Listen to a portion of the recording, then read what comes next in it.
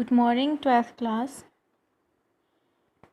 हमने अब तक त्वचा के कुछ व्युत्पन्न के बारे में पढ़ा है,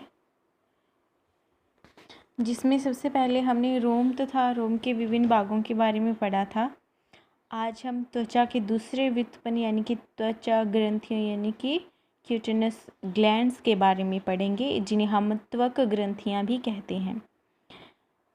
ये त्वचा की बहिःस्रावी यानी कि एक्सोक्राइन ग्रंथ्स होती हैं, यानी कि अपना स्राव जो है वो शरीर के बाहरी सतह पर, त्वचा की बाह्य सतह पर छोड़ने वाली होती हैं, क्योंकि इनमें एक नाल जैसी संरचना पाई जाती है। ये ग्रंथियां नालाकार होती हैं, जो कि अधिचर्म में धंसी हुई पाई जाती हैं, और उनका बाह्य सिरा जो है वो अधिचर्म की ऊपरी सतह पर खुलता है।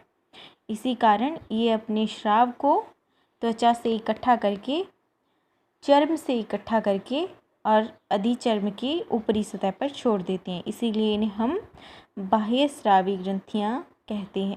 त्वक ग्रंथियां बाह्यस्रावी ग्रंथियां होती हैं। इनमें सबसे पहली ग्रंथि जो है वो है स्वेद ग्रंथियां, स्वेट ग्लैंड्स। ये नलिकाकार होती हैं। ये एक्राइन या मीरोक्राइन प्रकार की होती हैं। एक्राइन या मीरोक्राइन क्या होता है? ऐसी ग्रंथियां जिनका स्राव रिस कर कोशिका झिल्ली से बाहर आता है। लगातार रिसाव होकर के कोशिका झिल्ली से यदि किसी भी ग्रंथि का स्राव बाहर आ रहा है तो उसे हम एक्राइन या मीरोक्राइन ग्रंथियां कहते हैं।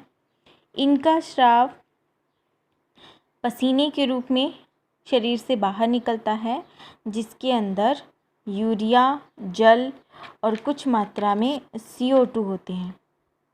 और मनुष्य में लगभग 25 लाख स्वेद ग्रंथियां या स्वेट ग्लैंड्स पाई जाती हैं, और इनका मुख्य कार्य जो होता है वो शरीर का ताप नियंत्रण करना होता है।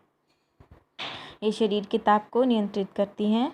जब भी ज़्यादा गर्मी होती है तो पसीने का स्राव ज़्यादा होता है, और जब भी सर्दी का मौसम होता है तब पसीने का स्राव या तो नहीं होता या बहुत कम होता है। दूसरे प्रकार की ग्रंथियां जो हैं वो है तेल, और जिन्हें हम सीबेसियस ग्रंथियां कहते हैं, सीबेसियस ग्लैंड्स कहते हैं। ये बालों की जड़ों के पास पुटिका की एपिथेलियम के वलन से बनती हैं।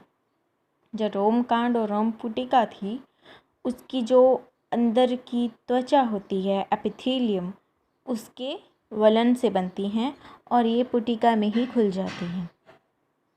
और इन ग्रंथियों से तेल का स्राव होता है। ये होलोक्राइन होती हैं, यानी कि इनके अंदर यदि एक बार स्राव भर जाए तो इन ग्रंथियों की कोशिका टूट करके अपने स्रावित पदार्थ के साथ ही बाहर की ओर निकल जाती हैं, अपने स्रावित पदार्थ के साथ ही उत्सर्जित हो जाती हैं।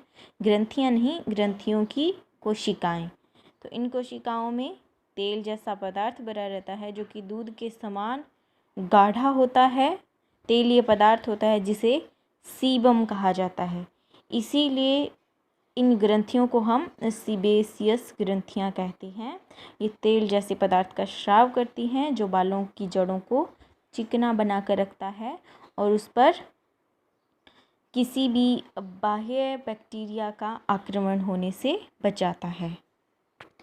अगले प्रकार की ग्रंथियां हैं वो है मेमरी ग्लैंड्स या स्तन ग्रंथियां। ये मानव के वक्ष भाग में स्थित होती हैं, नलिकाकार होती हैं और एपोक्राइन प्रकार की ग्रंथियां होती हैं, यानी कि इनका स्राव भी रिस कर शरीर से बाहर निकलता है, और ये सिर्फ मादा के अंदर सक्रिय होती हैं और दूध का स्राव करती हैं।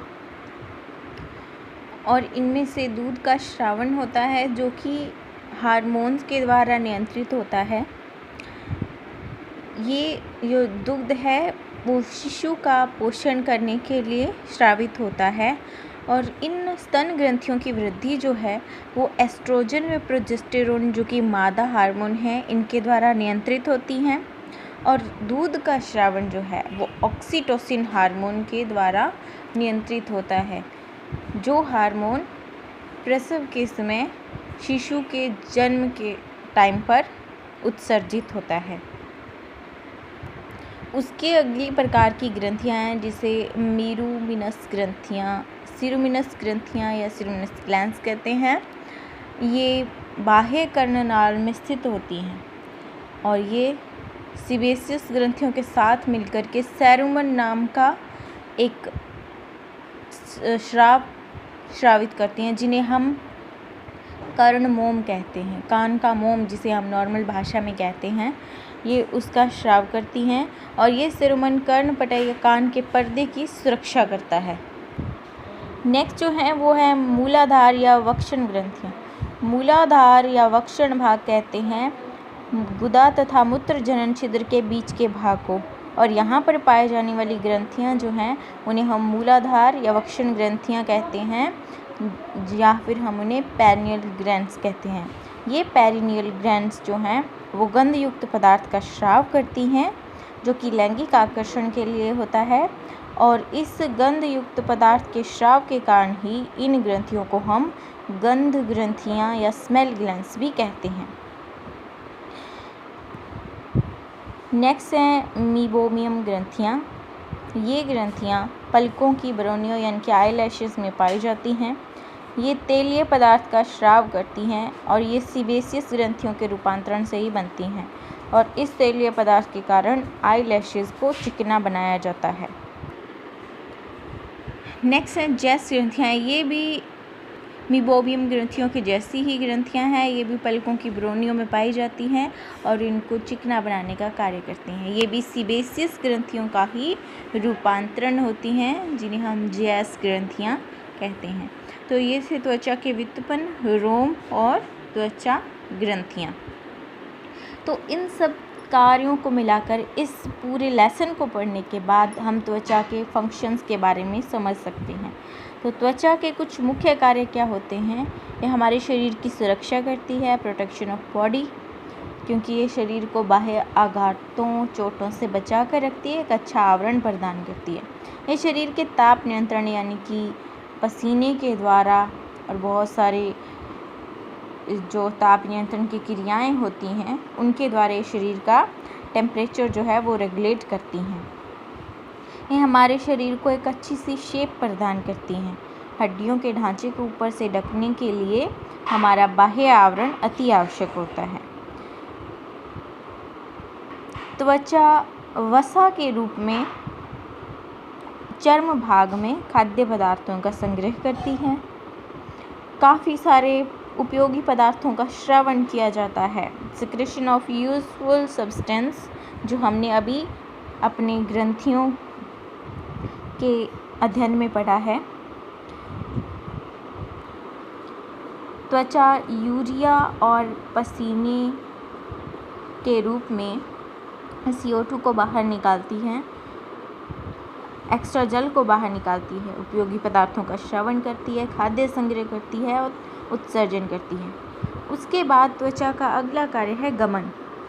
त्वचा हमारे शरीर को एक लचीलापन प्रदान करती है, जो कि हमें इधर से उधर लोकोमोट करने के लिए, गमन करने के लिए बहुत हेल्प करता है। त्वचा हमारे कंकाल निर्माण में सहायता करती है, क्योंकि कलाजात जो अस्थियां होती हैं जो त्वचा से बनती हैं, मेम्ब्रेनस बोन्स जिनको हम कहते हैं, कलाजात यानी कि बाह्य कलाजात ग्रंथियां, अस्थियां, वो बनती हैं हमारी त्वचा से। तो स्केलेटन फॉर्मेशन में भी यानी कि कंकाल निर्माण में भी त्वचा बहुत सहायक है। उसके बाद यदि हम शरीर पर कोई किसी भी पदार्थ की मालिश करते हैं तो त्वचा के द्वारा इसे अवशोषित करके हमारी बॉडी को लाभ पहुंचाया जाता है। तो त्वचा का अगला कार्य है अवशोषण या अब्जॉर्प्शन। त्वचा हमें किसी भी बाहरी पदार्थ से मिले हुए उद्दीपन को, प्रेरणा को ग्रहण करने का बल प्रदान करती है, जो कि त्वचा के उद्दीपन ग्रहण यानी कि रिसेप्शन ऑफ स्टिमुली कार्य के अंतर्गत आता है। त्वचा दांतों के निर्माण में बहुत महत्वपूर्ण भूमिका अदा करती है। तो फॉर्मेशन ऑफ टीथ भी त्वचा के द्वारा ही नियंत्रित होता है। त्वचा लैंगिक आकर्षण या सेक्सुअल अट्रैक्शन के लिए बहुत सारे सुगंधित पदार्थों का स्राव करती है, हमारे शरीर को एक अच्छा सा ढांचा प्रदान करती है, बहुत सारे आकर्षक गतिविधियाँ जो हैं वो त्वचा के द्वारा रेगुलेट की जाती हैं। त्वचा यदि हमारे शरीर पर कोई चोट लगती है तो उसको दोबारा से भरने के लिए, जैसे घाव हुआ है उसको भरने के लिए त्वचा एक बहुत ही महत्वपूर्ण कार्य करती है, जिसे हम पुनरुद्भवन कहते हैं या हम रीजेनरेशन कहते हैं। तो त्वचा हमारे शरीर में होने वाली विभिन्न प्रकार की हानियों को, घाव को भरने के लिए पुनरुद्भवन की क्रिया भी संपन्न करवाती है। तो त्वचा जो है वो हमारे शरीर के लिए बहुत ही महत्वपूर्ण अंग है और बहुत सारे कार्य करती है, और लगभग हर प्रकार का कार्य करने के लिए त्वचा उत्तरदायी रहती है। इसीलिए त्वचा को एक हरफनमौला अंग यानी कि जैक ऑफ ऑल ट्रेड्स कहा जाता है। सो आई होप यहाँ तक का लेसन आपको समझ में आया होगा। अगर आपको कोई भी प्रॉब्लम है, कोई क्वेरी है, तो आप हमें कमेंट कर सकते हैं, कांटेक्ट कर सकते हैं। Have a nice day. Thank you. All the best students.